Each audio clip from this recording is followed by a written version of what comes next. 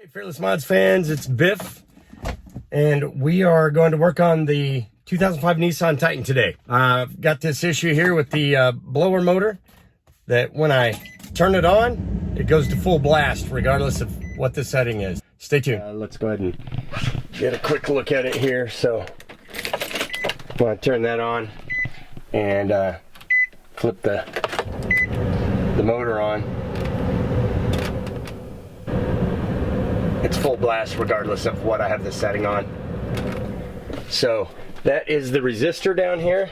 I have one that I got that was for a manual controller.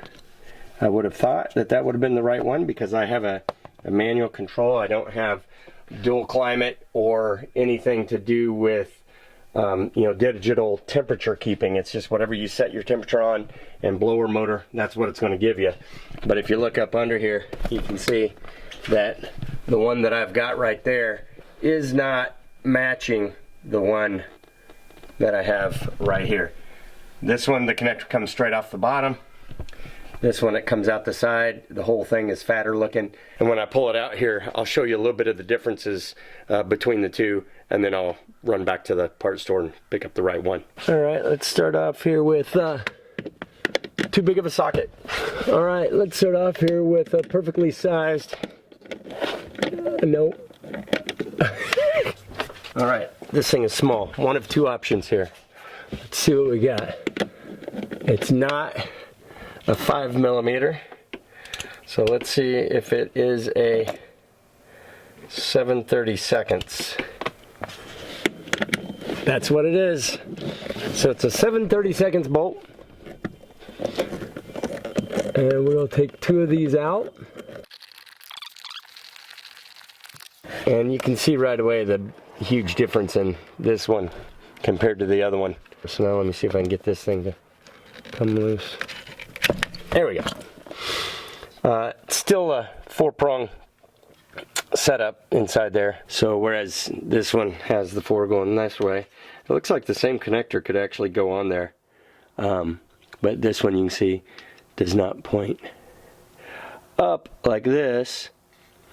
The connector points straight out the bottom of it like that. So even though they appear to be the same connector, it's not going to be the same setup. So got to go back and get one of these. Probably more expensive than this nice little job. Returned the old one, picked up the new one. It's really odd. They are saying that this is a climate control resistor controller, and this one does not have climate control. It just has the red and blue for hot and cold. It doesn't, you don't set it to a temperature, so it's really bizarre. But anyway, this is what it has. So I'm going to slap this in real quick and we're going to see what it does for us. 2 screws, 1 connector,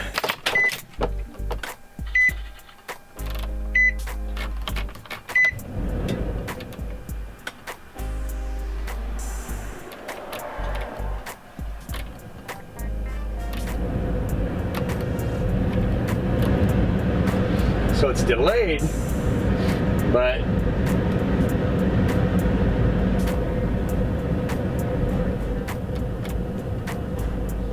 it's definitely adjustable again now. All right guys, it is a new day. It's cold and I still have work to do. So we're gonna do a couple things.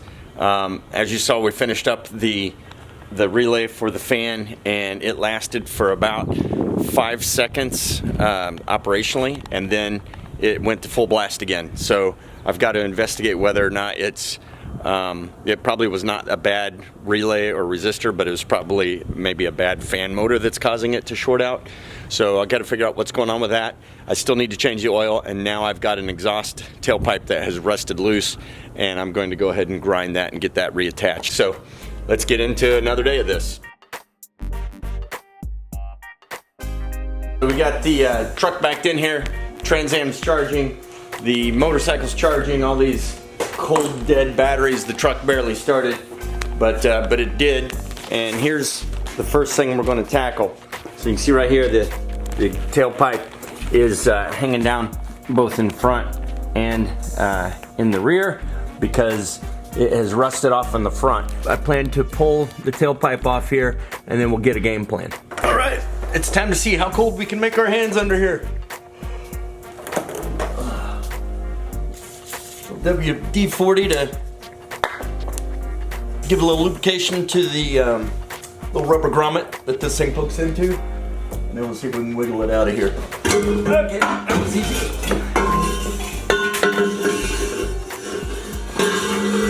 So you can see that it's got both halves of the flange here and that the pipe just kind of rusted off. I just replaced this tailpipe and muffler combo, kind of a catback situation, within a couple years ago. My plan here will be to see is if I can get these loose. I probably will have to apply some heat to them, and then once I have that broken loose, I'll grind the surface here. I'll grind the surface on the back end of the muffler there as good as I can, and then I'll put this in there and tack it on and get a good weld all the way around there.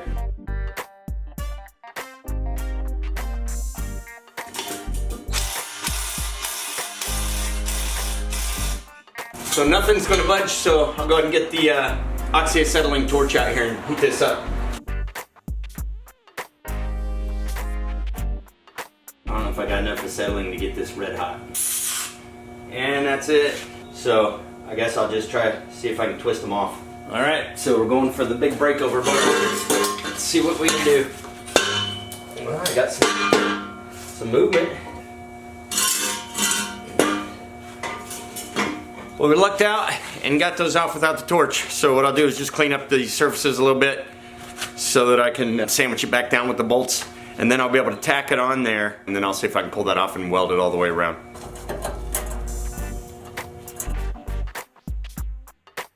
You can kind of see there, I got it ground pretty flat around the top. And then if you look around the sides here, you can see it's pretty shiny around here. I got up against the side there so that I can get some good metal to weld to. Now I'll go ahead and grind the flange and get it flush.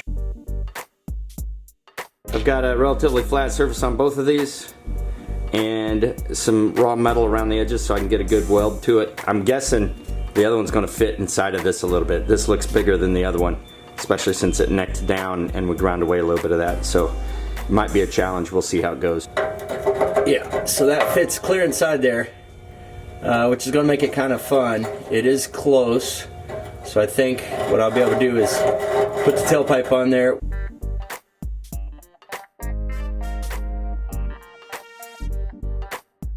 Alright, time for the welding hat. Gotta find a good spot to ground. I got you attached to the tailpipe. Gonna move you up underneath there and we're gonna go ahead and get this thing situated and get a couple tacks on it.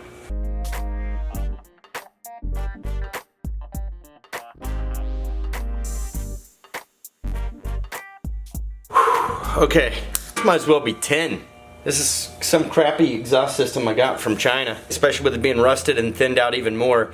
It's so hard to get the two sides to tack together and try to, zigzag across them, because on the one hand you have the flange, which is thicker, and the pre-existing weld that is still there, so it makes that all thicker. And then you have the exhaust pipe coming in that's the thin and even more thin metal because of the rust, and every time you weave across it, it blows it out. But you need enough heat to get it to attach to the thicker metal, so it's a challenge. I did a lot of rebuilding metal every time I would blow through. I always like to be upfront with you guys. This is not pretty, it sucks. But it's an old rusted up exhaust pipe on a 15-year-old pickup truck. Gasket, slap it on, bolt it up, it's done. I'm kind of at a spot where I can pick up the new relay for the blower motor, a new blower motor. I'll catch up with you as soon as I get back from the store. Now, we are going to go ahead and change the oil while we still got some daylight, and then get in the cab. And got a blower motor and another relay, so we'll do that. I did have to get a new Optima for the Trans Am. Those are crappy batteries, don't get them. They do not like to sit, and they definitely don't like to sit in the cold. And this has done both of those. And even though I just replaced it at the end of April last year, it was already bad.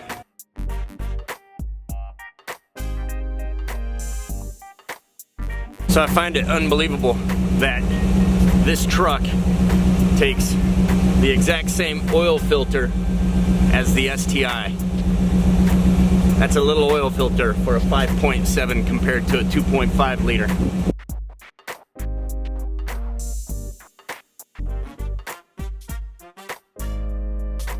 All right, tailpipe fixed.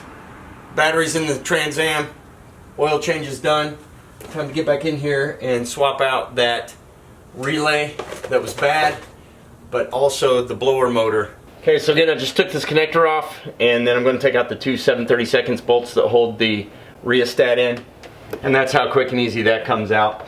So I do have the replacement one, so I'll go ahead and put that in and then pull out the blower motor. Actually, I'll probably pull out the blower motor first in case this wire is in the way. Okay, so I've got those 3 bolts out, and the black one disconnected the connector, and this pulls out pretty easy. So you can see it's got the cage on it, and the motor dropped out real easily. So I'll go grab the other one and we'll throw it in.